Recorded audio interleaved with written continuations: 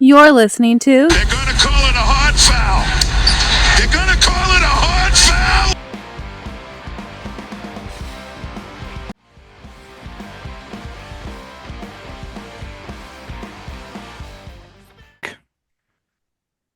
Choke job at the Garden last night. A choke job at the Garden. We are hot foul. Brought to you by the what? Dan Ferris Sports Network, bitch. Yes, and a very somber morning as the Celtics go down 0-1, lose home court advantage to the New York Knicks in a game that should have never been close. Never mind, become a loss. Uh, Go ahead, wherever you want to go with this. Um, from the breakdown to what look forward to or whatever. That's my opening thoughts on that Celtics game. Um, Ah! what's the matter? It was a puke. Oh, Yeah. um, yeah. I my opening thoughts on that Celtics game are what's going on with Kristaps Porzingis. Um, Jaylen Brown lacks explosiveness, and that's concerning. And it took away from the Celtics' biggest advantage, driving to the hoop against Jalen Brunson and Karl Anthony Towns. It didn't look like last night that Jaylen Brown had the explosiveness to blow by them. Um, and that hurt the Celtics on offense. And it also looked like Jaylen Brown didn't have the strength on the post to stay with Karl Anthony Towns like he did in the regular season. So those are my concerns. The way the Celtics played, yeah, Jim, it was just horrible. My last opening thought is to take one shot in the paint in the third quarter. And only, I think it was 3 or 4 shots in the paint for the rest of the game after that against that Knicks team. Um, Unacceptable. And for the majority of the third quarter, they were getting good looks from three. But after that, when the Knicks made their run, it was no longer getting good looks from three. It was just really bad offense, really bad shot selection, and a team that was all out of sorts. Yeah, so I kind of look at this as two different things. So I had through three quarters and then the fourth in overtime. I thought through three quarters, the Celtics had pretty good offense, or really good offense at times where they were moving the ball, getting wide open looks, just missing them. They missed layups. They shot under 60% at the rim, which is kind of an insane number. They were driving and kicking. There were times where they had multiple opportunities on offense where there would be offensive rebounds for open threes, which are the best type of threes, and they would miss those badly too. And they took, I think, 25, not just open threes, wide open threes last night, and only hit seven. That's just a disastrous number.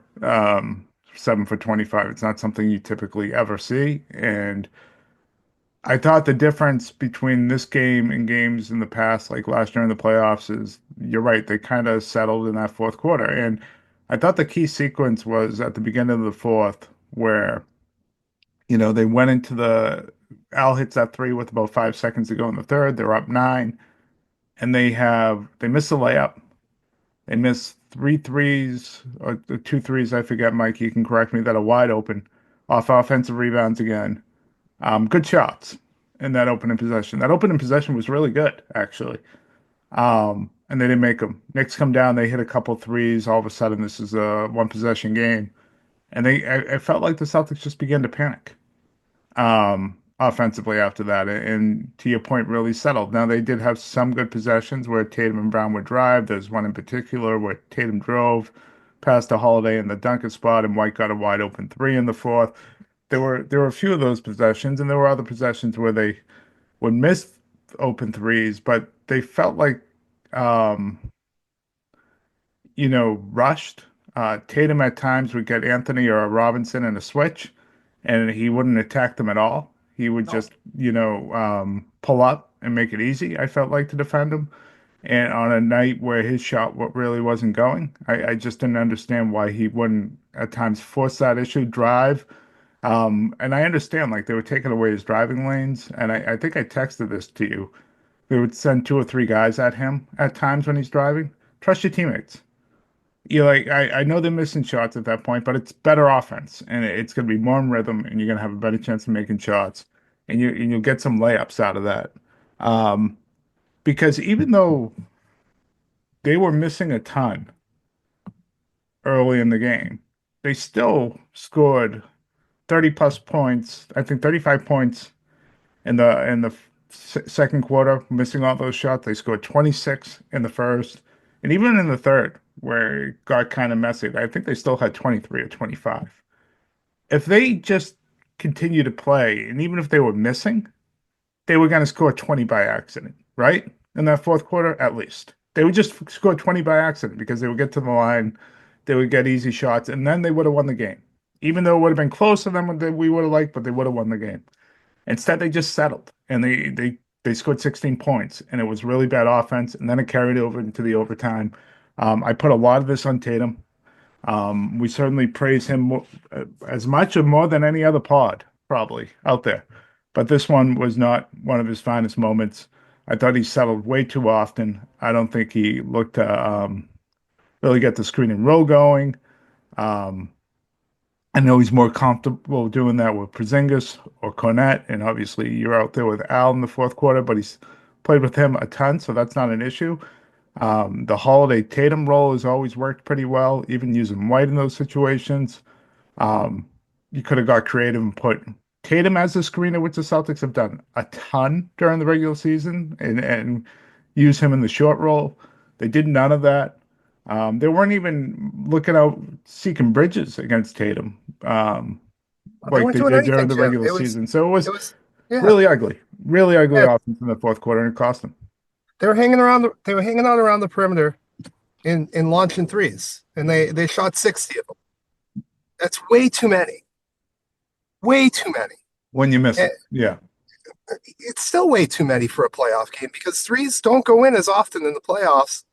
And in the fourth quarter, they weren't. There were very few that were good looks Well, that's why I because say I divide it between the there two. were a lot. I Yeah. mean, you talk about the end of that game. It was Tatum dribbling, I stepping agree. back and shooting threes, not driving to the hoop, and the coach didn't help him. No, the coach had especially the end of game. I mean, you go the last 17 seconds without getting a shot off. That is puking all over yourself. Pathetic performance by the Celtics last night. The Knicks missed 14 free throws and you lost at home. Yeah, the Knicks weren't very good offensively. They really weren't. They had one good quarter in the third, but outside of that, the Celtics held them to 20 under 25 every quarter, and they still lost the game. They're Yeah, it like was bad. just, and they only lost by three. But hey, it doesn't matter. Like it doesn't matter. Like I think I texted you this too, Mike. If the Celtics had held on to one, we could say all this stuff today, but it almost doesn't matter. You're up 1-0, and that's all that counts, right? In the playoffs, Yeah, they're down 0-1, and that's all that counts. They lost home court advantage. That's all that counts. So now they have to win on Wednesday and go from there. yeah, and I'd love to see where this team is health wise moving forward because I think that's a big concern. What's going on with Christoph Porzingis? Because he's clearly not right, and is he going to be missing a lot of time? Um, Yeah, I don't know. They say an illness. It's who knows? Very vague. Yeah. There was no updates on that prior to the game. So, I don't know what's going on there. And Reggie Miller alluded to it last night. Jaylen Brown had no explosiveness, no rise on his jump shot. Um, I saw it too last night. He couldn't. I mean, this Jaylen Brown couldn't blow past Carl Anthony Towns. He couldn't blow past Jalen Brunson in those matchups. No, He but had to he he had to he shoot over the top of them. but he settled too. Like in the third quarter, in the second quarter, especially in the second quarter, he was just seeking his matchup against Brunson or whatever small guy was out there, getting to the paint and just shooting over them. And I think he had 13 points. So I know like he's not the same guy, but against this team, Mike, I think the concerns are valid going forward. Against this team, it shouldn't be close. I watched last night, and the Knicks shouldn't beat them in any games. They just shouldn't. Like this is a major mismatch on the court, on paper. That's why last night was so disastrous because you've given a team life Hey, that just should not beat you. yeah, they might now. Um, I, I'm interested to see the rest of this series to see if we'll get a consistent effort from the Celtics, or if we're going to go back to 2 years ago where they allow teams to get back in the series and drag these things out, and it eventually comes back to bite them. Well, We'll see. I mean, this is a team that doesn't you really. allowed Yeah. Josh Hart to dictate a lot of that game last night just by effort, because you couldn't end possessions with rebounding. That was something we talked about yesterday or the day prior on the pod too. What do the Knicks have to do to win? It's almost like they did everything except the efficiency on offense. The Celtics would have two bigs on the floor and they still couldn't clean up the rebounding. It was Jason Tatum rebounding by himself. There's a lot they got to clean up. They got to, offensively, they got to drive to the hoop more. They just got to put their head down and drive past these guys, because then you'll have better looks from three. I thought they did that for 3 quarters, Mike. I thought their offense was fine for 3 quarters. I thought they were just missing. Like I really thought they were getting paint touches. They were missing at the rim. They were missing jump shots. But like, and I think if they continue to do that, even with the misses, they would have won. And they went away from who they were, and they settled, like you said. I think you kind of summed it up perfectly. If they played offensive the same way through the first 3 quarters, they would have won the game. Because this Knicks defense is so bad. Like you're just gonna score by accident. Like the Celtics offense was not humming in the first half, and they scored 3 points? They didn't play good in the first half. No, and they scored 63 points, right? Because Yeah. this Knicks defense just gives everything up. They also And got to that's what's so frustrating, right? That's just what's so frustrating. Yeah, And they didn't. I didn't think they looked good for 4 quarters. I thought they got a lot of calls in the first half that were soft. I thought the way the game was called in the first half, it was like a funeral at the Garden, as far as the energy and life in the building, because of all the fouls that were called. And yes, they were fouls, but this is playoff basketball, and some of them were really soft fouls. Um, and so I think that benefited the Celtics quite a bit. And in the second half, when they started calling the game a little bit differently, the Celtics just stopped driving to the hoop. And I know they got, good looks, especially at the beginning of that third quarter when they built that lead. And they were still getting good looks for part of that Knicks run.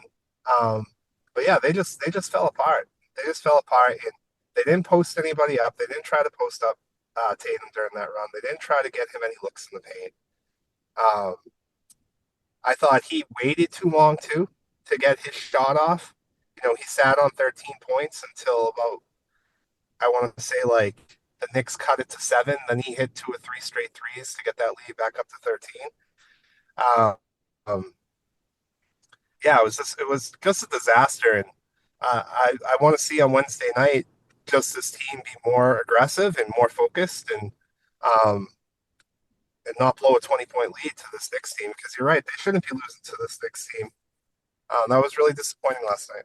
Yeah, just don't stop playing. The Knicks hit you with a punch because they started making some shots. The Knicks in transition, you missed shots. They came out and got running and made some really. They give them credit. They made their open looks during that third quarter stretch, and it's like you took a punch and then you never punched back. You just stopped playing. You got tight. There was a lot of Tatum at the top of the key, like looking for the center matchup and then not attacking it. Jaylen Brown was, virtual no-show as well late in that game. So it was very frustrating. The Porzingis thing, I don't know what it means. Hopefully he's back. They could use him, but they should beat this team regardless.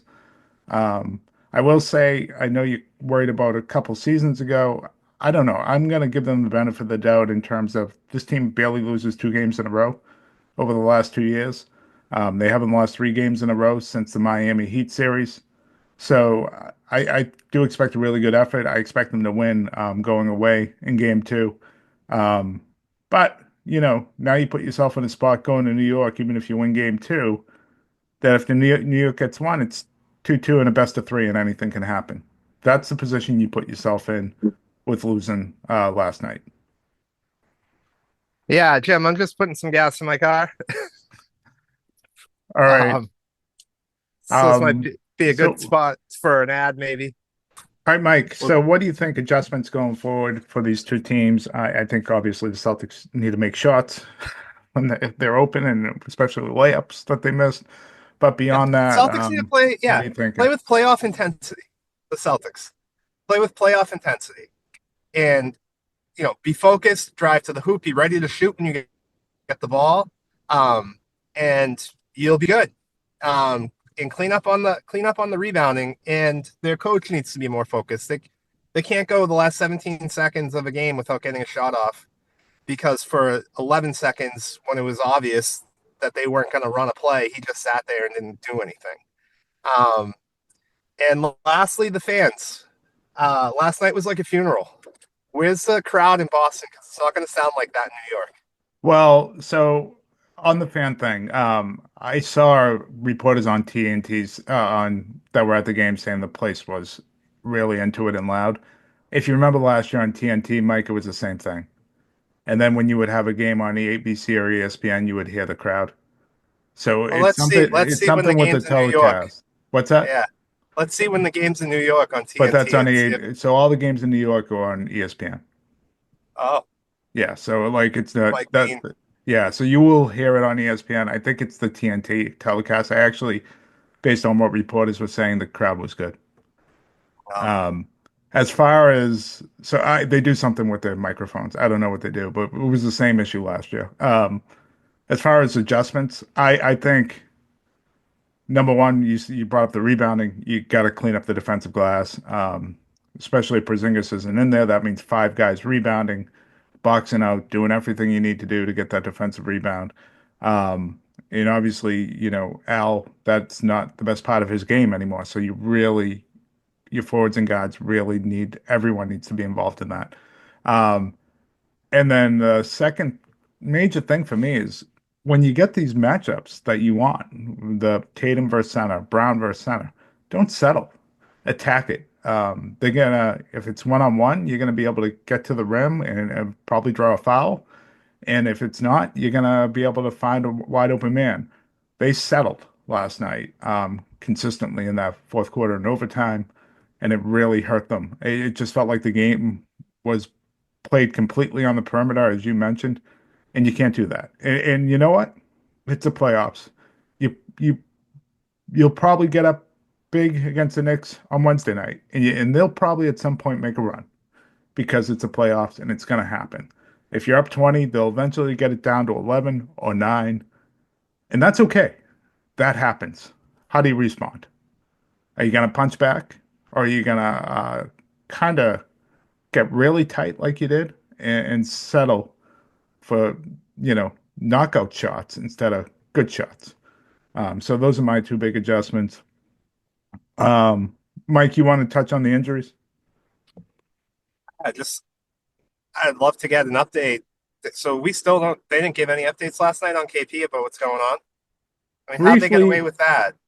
briefly, Missoula after the game saying, and I actually believe this, that, he just kind of found out in the moment and didn't really deal with it, and I get that he has a game to coach.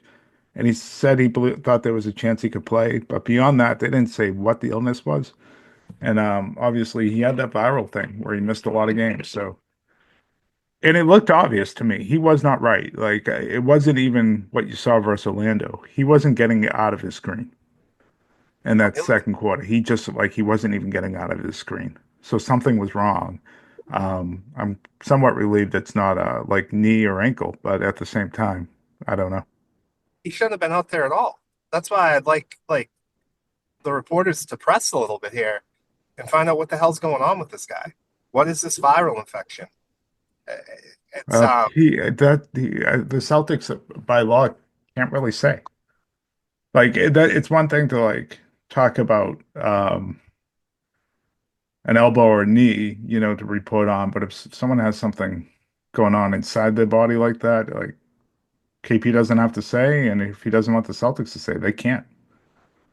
so it's going to be one of those things where it's like day to day every game. Like I don't know. It's concerning to me. Um, I don't we'll know. have I to don't know we'll what have it to wait and was. see what's going Yeah, on there. And I don't know. to get yeah, I don't know how far they can go if Jaylen Brown isn't Jaylen Brown and KP isn't playing. Um, this might not be the year for them if that's going to be the case, Jim.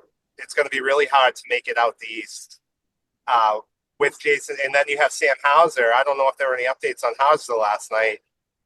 He had a bad limp walking out, so I wouldn't expect to see him. For a while.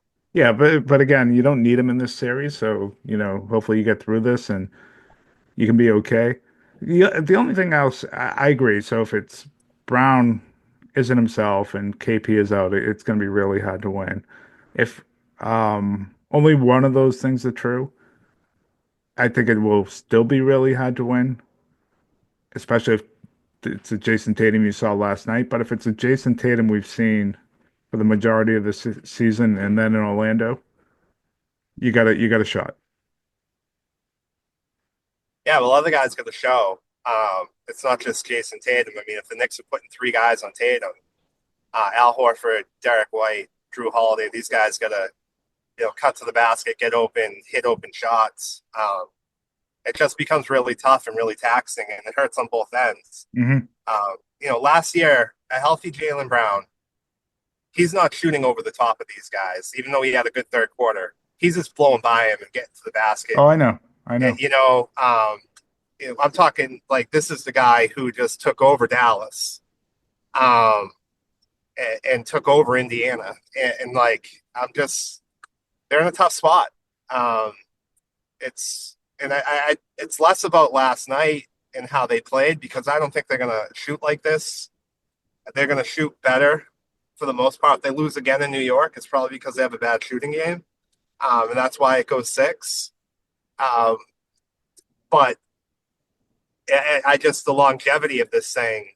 Um, I don't know how they survive without both these guys.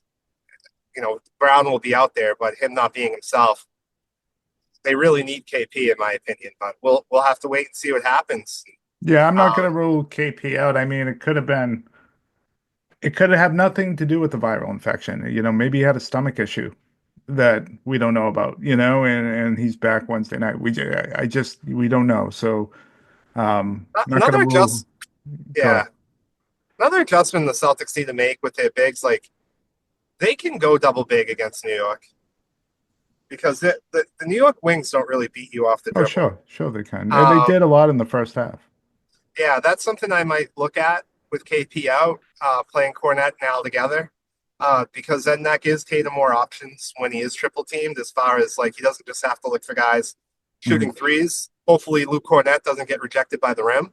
Um, Yeah, yeah.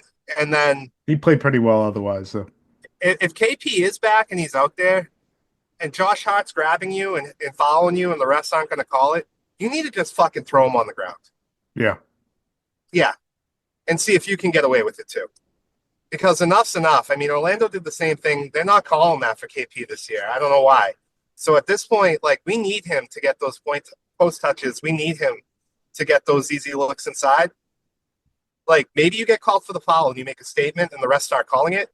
I don't know, but you got to do something to defend yourself and get yourself some looks down there. Josh Hart shouldn't be having the freedom to grab and pull at you that you can't even extend yourself to go after a Tatum pass. And that's not KP's fault. That's the ref's fault for not calling it. But at some point, like an adjustment for me would be like somebody knock Josh Hart on his ass. When he crashes for a rebound, knock him over. If you get called for the foul, oh well. Like we need to this guy's fucking killing us.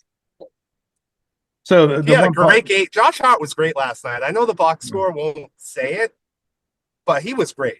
yeah, he was great on the glass. He's afraid to shoot, and the Celtics, and I think that's really hurting the Knicks offense. He's afraid He to had a shoot big the three in ball. the third quarter, though. He had one big three, but there was often times where the Celtics they're not guarding him at all.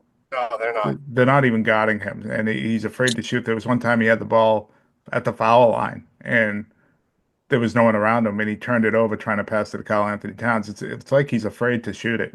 But he made some really big plays. The Knicks need that out of him. The guy for the Celtics, you mentioned it last night too. Holiday was great all night long. I thought He his was. defense on Brunson was really good. I know How about Brunson, his defense on Towns? yeah, his defense on Towns. Um, Brunson had that spurt in the fourth quarter, but after that spurt, he really didn't do anything. And that had a lot to do with Drew Holiday. Uh, So hey, I you mentioned earlier, what are we going to see?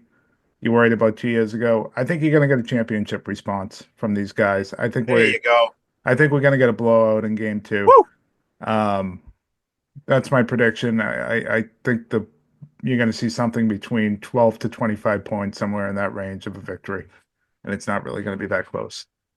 I'm going to tell you what's going to happen, Jim. And then instead of the Thunder and Nuggets, can I ask you 2 questions about the Knicks, and that's how we'll end the pod? Sure, go for it. All right, this is what's going to happen. The Celtics are going to play dog shit and pull out the win.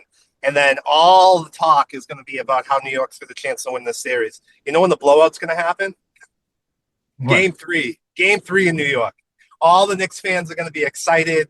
They're going to have all this belief. I was reading things on X last night from Knicks fans. This is the best game of my life. Okay? So, yes, the Celtics are going to play like dog shit on Wednesday. They're going to find out a way to make it 1-1. And everybody's going to be picking New York going into game three. And the Celtics are going to win by like 35. That's what's going to happen. I could see it. I like, and going to New York and Madison Square Garden doesn't. I don't think that really is a huge deterrent for the Celtics team. So No, I don't think so. yeah. So, speaking of the Knicks, my 2 questions for you. The first one: how sustainable is it to play Miles Bridges, 50 minutes in a game? Do you think that's going to impact these legs of the New York Knicks as the series goes forward here? No, not with him. I mean, he hasn't missed a game since high school, so like I wouldn't be concerned about him if I was a Knicks fan. It's the playoffs. That's what you have to do to win, and that's what you got to do to win against a better team. So good for him. He really showed out, especially late.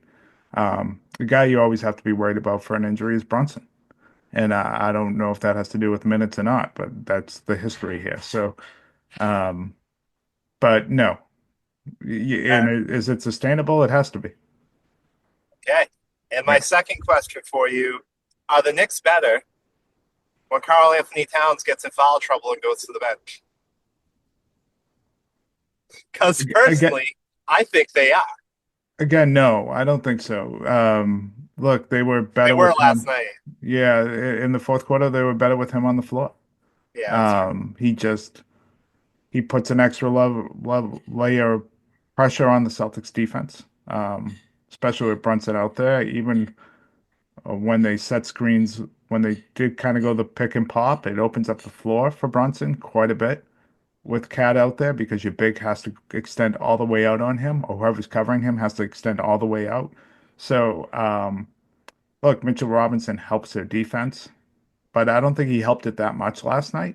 I thought the Celtics were still getting whatever they wanted when he was on the floor. So I don't know. Yeah, they need him out there. The Karl Anthony Towns' problem is he cannot cover without foul. And that's what made what happened in the fourth quarter so maddening last night even more, is they didn't attack him at all. And when they did, they settled. Yeah, it was very frustrating. Especially Tatum. That was Mhm.